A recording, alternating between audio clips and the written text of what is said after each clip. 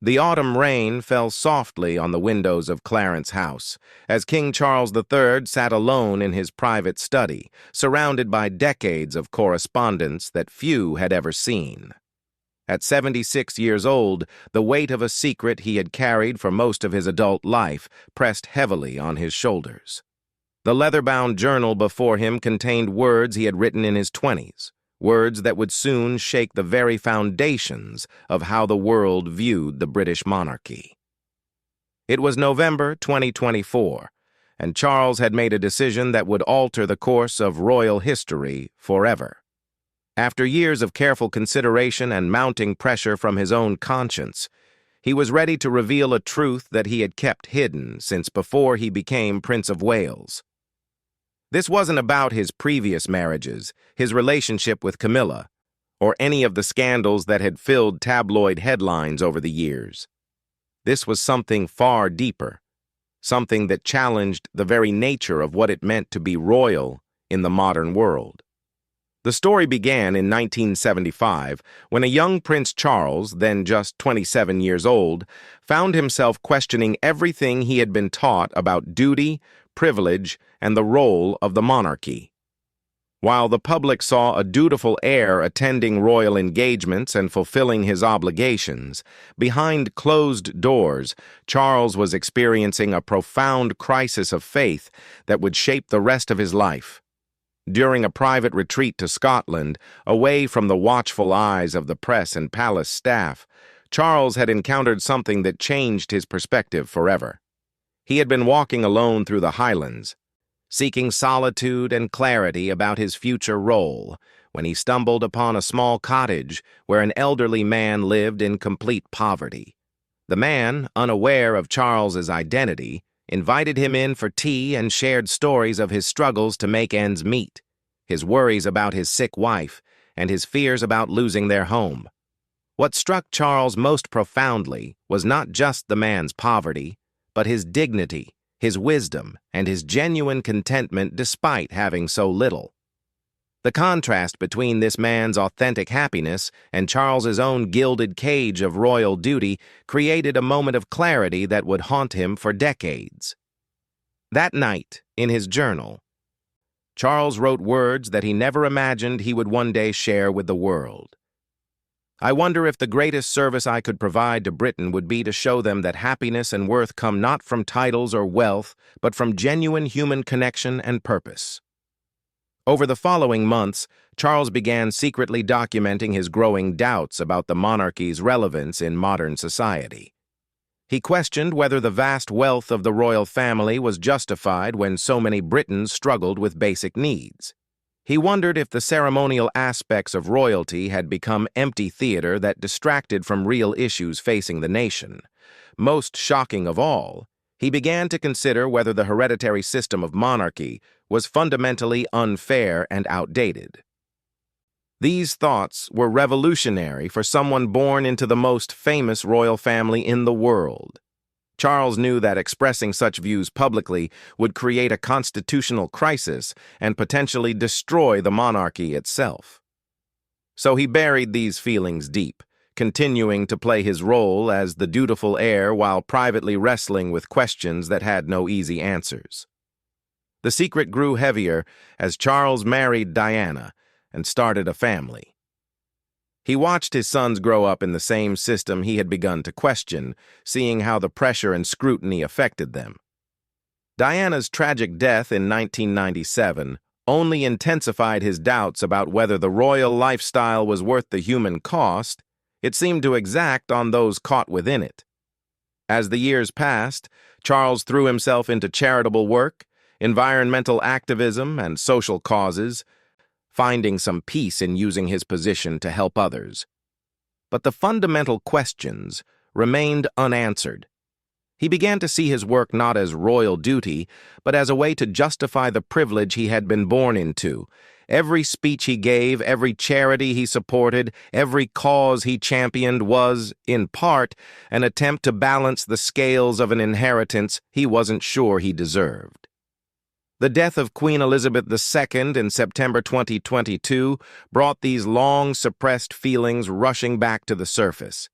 As Charles was crowned king, he felt the full weight of centuries of tradition settling on his shoulders. But instead of pride, he felt something closer to panic. Here he was, at the age of 73, finally ascending to the throne he had been preparing for his entire life. And all he could think about were the words he had written in that journal nearly 50 years earlier. The coronation ceremony, watched by millions around the world, felt to Charles like an elaborate performance that had little connection to the real challenges facing Britain in the 21st century. As he sat on the ancient throne, wearing the crown that had been worn by monarchs for centuries, he couldn't shake the feeling that he was participating in a beautiful but ultimately meaningless ritual. In the months following his coronation, Charles found himself unable to sleep. He would lie awake at night, staring at the ceiling of Buckingham Palace, wondering if he was living a lie. The official duties continued, the public appearances were made, the royal protocols were followed, but inside, the King of England was experiencing the deepest crisis of his life. The breaking point came during a private conversation with his son William. The future heir to the throne had come to his father with concerns about the monarchy's declining popularity among young people, particularly in the wake of various scandals and the ongoing debate about the royal family's wealth during a cost-of-living crisis. As William spoke about focus groups and polling data, about ways to modernize the monarchy and make it more relevant to contemporary Britain, Charles realized that his son was trying to solve the same problems that had tormented him for decades. The difference was that William still believed the institution could be reformed from within, while Charles had come to question whether it should exist at all. That night, Charles returned to his study and pulled out the journal he had kept hidden for so long. As he read his own words from 1975, he realized that the young man who had written them had been more honest than the king he had become. The weight of tradition, duty, and expectation had buried his authentic self so deeply that he had almost forgotten who he really was beneath the crown. It was then that Charles made the decision that would change everything. He would tell the truth, not just to his family or his closest advisors, but to the entire nation.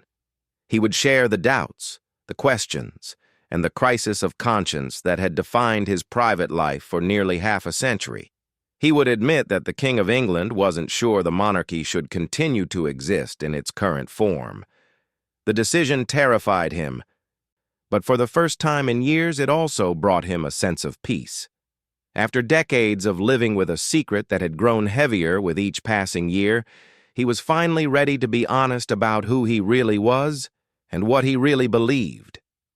The consequences would be enormous. The reaction would be explosive. But Charles had reached a point where authenticity mattered more than stability. As he closed the journal and looked out at the London skyline, Charles knew that tomorrow would begin a chain of events that would either destroy the monarchy or transform it into something completely new. Either way, he could no longer live with the weight of his hidden truth. The morning of Charles's decision to reveal his secret began like any other at Buckingham Palace. Staff members went about their daily routines, preparing for what they believed would be another ordinary day in the life of the monarchy. But upstairs, in the king's private apartments, Charles was rehearsing words that would send shockwaves through Britain and around the world. He had spent the night crafting a speech unlike any that had ever been delivered by a British monarch. There were no precedents to follow, no royal protocols that could guide him through what he was about to do. This was uncharted territory, and Charles was about to become the first reigning monarch in British history to publicly question the very institution he represented. The plan was simple, but revolutionary. Charles would request a special broadcast slot, something reserved only for moments of national crisis or celebration. He would address the nation directly, without the usual palace handlers or carefully vetted scripts. Most importantly, he would speak not as King Charles III, but simply as Charles, a man who had lived with a profound secret for nearly 50 years. The first person Charles told was Camilla, who had been his closest confidant through all the challenges of royal life. When he explained what he intended to do, her reaction was a mixture of shock, concern, and something that surprised him completely: relief. She told him later that she had sensed his inner turmoil for years and had wondered when he would finally find the courage to address it. Camilla's support gave Charles the strength to move forward, but he knew that the rest of his family would not react as understanding. When he called William to the palace for an emergency meeting, the conversation that followed was unlike any father-son discussion they had ever had. William's initial reaction was disbelief, followed quickly by anger and then fear. As the heir to the throne, he understood better than anyone what his father's revelation could mean for the future of the monarchy. The heated exchange that followed lasted for hours, with William arguing that Charles had a duty to protect the institution, while Charles insisted that his duty was to honesty and authenticity. The conversation became even more intense when Charles revealed that he was considering not just expressing his doubts, but potentially taking the unprecedented step of recommending that Parliament consider abolishing the monarchy altogether. William was stunned into silence, realizing that his father wasn't just questioning his role as king, but the entire system that had defined their family for over 1,000 years. Harry, reached by phone in California, had a completely different reaction. Having stepped away from royal duties himself, he understood his father's struggle in a way that William couldn't. The conversation between Charles and Harry was emotional, with both men acknowledging how the weight of royal expectation had damaged their family relationships over the years. With his immediate family informed, Charles began the delicate process of preparing the palace staff and government officials for what was coming. The Prime Minister was given 24 hours' notice, just enough time to prepare for the political earthquake that would follow. The Archbishop of Canterbury, as head of the Church of England, was also briefed, given the complex relationship between the monarchy and the established church.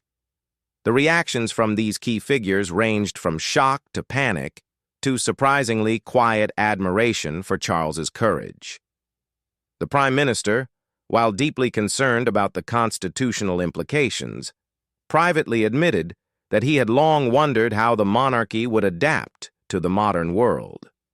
The Archbishop, perhaps more than anyone, understood the spiritual crisis that Charles was experiencing and offered his full support. As news of the planned broadcast began to leak within the highest circles of government, the response was swift and dramatic. Emergency meetings were called, constitutional experts were consulted, and contingency plans were developed for scenarios that had never been seriously considered before. What would happen if the King of England publicly stated that the monarchy should be abolished? How would Parliament respond? What would happen to the Commonwealth realms? Meanwhile, Charles was experiencing a strange sense of liberation. After decades of carrying this secret alone, the simple act of sharing it with others had lifted a weight from his shoulders. For the first time in years, he felt like he was being true to himself rather than simply playing a role that had been written for him before he was born. The day before the broadcast, Charles made an unexpected decision. He asked to visit the same cottage in Scotland where his crisis of conscience had first begun almost 50 years earlier. The elderly man who had changed his perspective had long since passed away, but his daughter still lived in the area. When Charles arrived, unannounced and with minimal security, she recognized him immediately but invited him in with the same simple hospitality her father had shown decades earlier.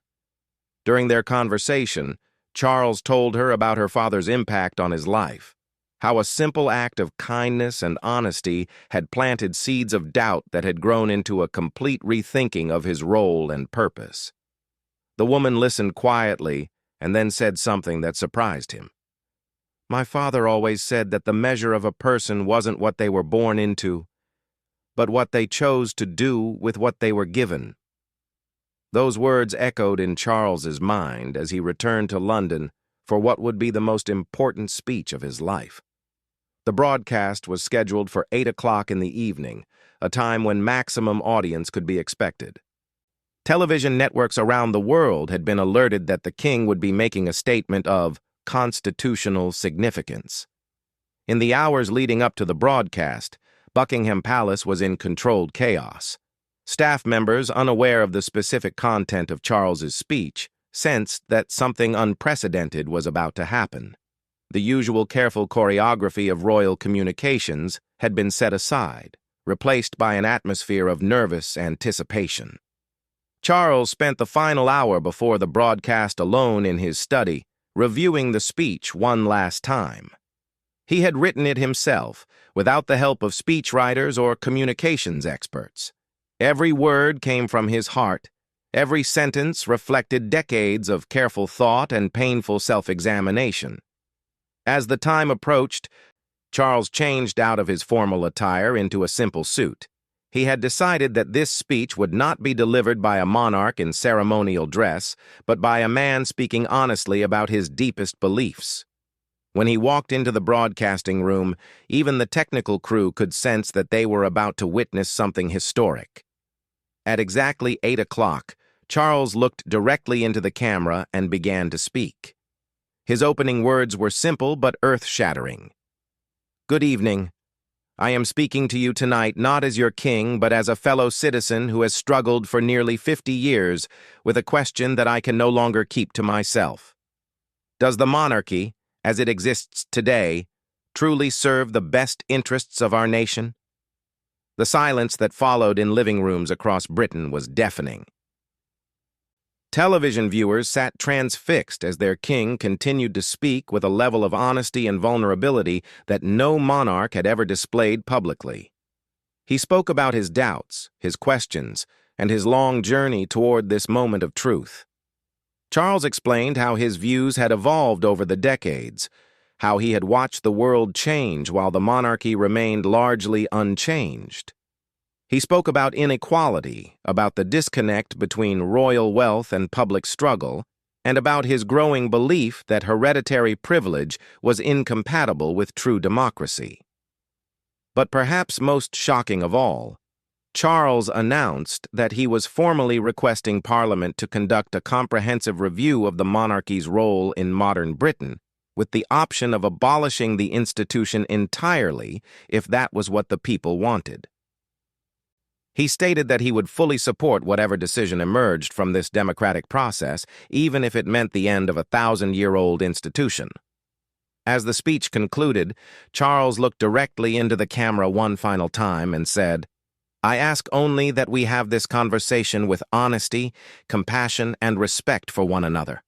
Whatever we decide, let it be a decision made by free people choosing their own future, not by the weight of tradition alone."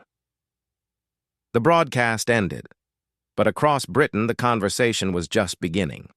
The silence that followed Charles's broadcast was unlike anything Britain had experienced in modern history.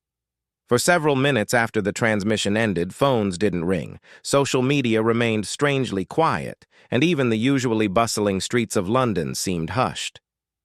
It was as if the entire nation was holding its breath, trying to process what they had just witnessed. Then all at once, the dam broke. Phone lines to television stations were overwhelmed with calls from citizens trying to express emotions they struggled to put into words.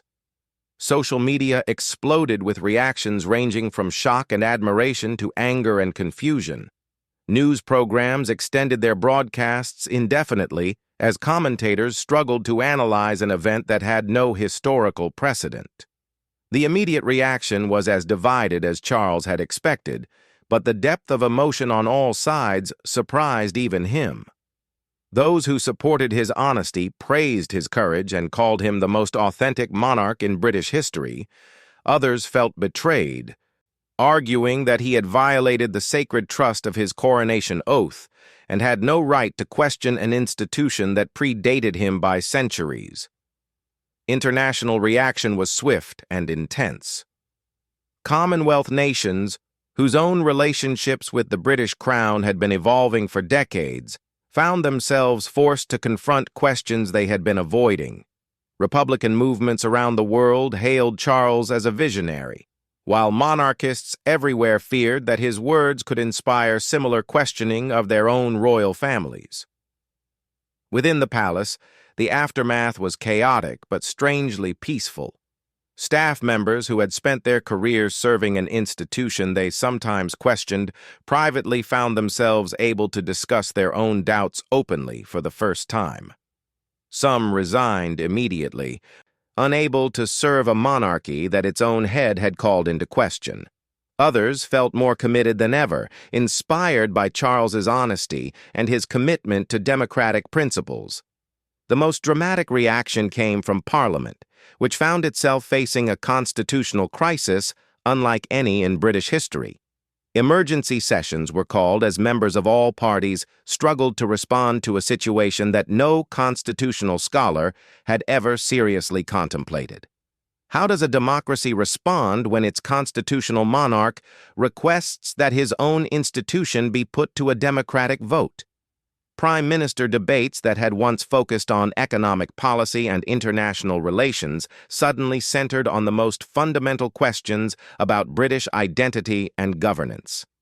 The Labour Party, historically sympathetic to Republican ideals, found itself in the unexpected position of potentially abolishing the monarchy with the active support of the king himself.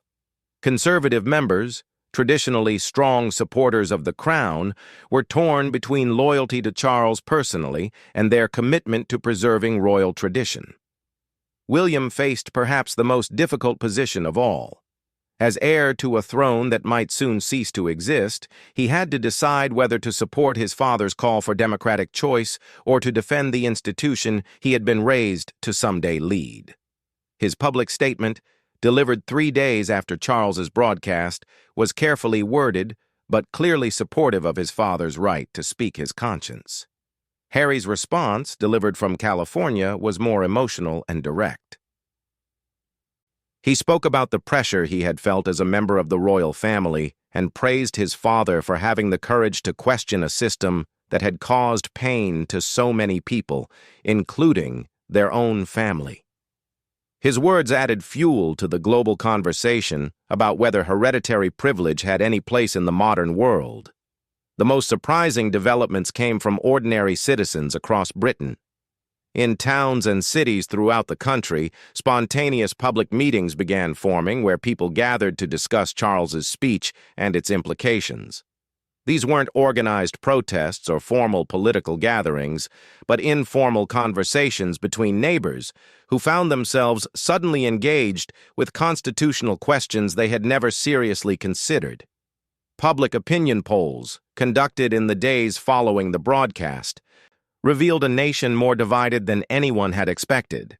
While traditional regional and class divisions played a role, the split wasn't as predictable as political commentators had anticipated. Working-class communities, traditionally seen as more Republican, were split between those who admired Charles's honesty and those who felt the monarchy provided stability and tradition in uncertain times. University students and young professionals expected to support abolishing the monarchy were similarly divided. Many praised Charles for acknowledging that hereditary privilege was problematic, but others argued that the monarchy, properly reformed, could serve as a symbol of national unity that transcended political divisions. Perhaps most surprisingly, significant support for Charles's position emerged from unexpected quarters. Military veterans, civil servants, and even some members of the House of Lords publicly stated that they had long questioned whether the hereditary principle was compatible with modern democratic values. As weeks passed, the national conversation deepened and evolved. Rather than the angry shouting matches that many had feared, British citizens found themselves engaged in remarkably thoughtful discussions about fundamental questions of governance, tradition, and democracy. Television programs, newspaper columns, and online forums hosted debates that were more substantive than any political discourse the country had seen in years. The process that Charles had set in motion began to take formal shape when Parliament announced the formation of a constitutional review committee tasked with conducting a thorough examination of the monarchy's role in modern Britain. The committee would include representatives from all major political parties, constitutional experts, historians, and most significantly, ordinary citizens selected to represent the full diversity of British society. Charles himself played an unprecedented role in this process. Rather than remaining above the political fray as monarchs traditionally did, he actively participated in the review, answering questions honestly and providing historical documents that revealed the monarchy's inner workings in ways that had never been shared publicly before. The committee's work took nearly a year, during which Charles continued to serve as king while simultaneously supporting an examination of whether the position should continue to exist. This paradoxical situation created moments of both tension and humor, as Charles carried out traditional royal duties while publicly questioning their relevance. International attention remained intense throughout the process. Constitutional scholars from around the world traveled to Britain to observe what many called the most significant democratic experiment in modern history. The idea that a nation could democratically choose its form of government, with the full participation of its existing head of state, inspired similar conversations in countries around the world. The final report of the Constitutional Review Committee, released 13 months after Charles's initial broadcast, contained recommendations that surprised almost everyone. Rather than recommending abolition of the monarchy, the committee proposed a radically reformed constitutional structure that would preserve the institution while making it truly democratic and accountable. The new system would maintain a monarch as head of state, but the position would be elected for fixed terms by the British people. The monarch's role would be clearly defined and limited, with real power remaining firmly with elected officials. Most importantly, the vast wealth of the royal family would be transferred to a public trust dedicated to education, healthcare, and social welfare. Charles's response to these recommendations was immediate and wholehearted support. In a second national broadcast, he announced that he would step down as king to allow for the first democratic election of a British head of state. He also committed to transferring his personal wealth to the proposed public trust, keeping only enough to live comfortably as a private citizen. The referendum on the new constitutional structure was held 18 months after Charles's original broadcast. The campaign was intense but respectful, with Charles himself remaining neutral while making clear that he would accept whatever decision the people made. When the results were announced, 67% of British voters had approved the new system. The margin was decisive enough to provide legitimacy, while the substantial minority opposition ensured that the transition would be handled with care and respect for all viewpoints. Charles's final act as king was to sign the legislation that transformed Britain from a hereditary monarchy into an elected constitutional democracy.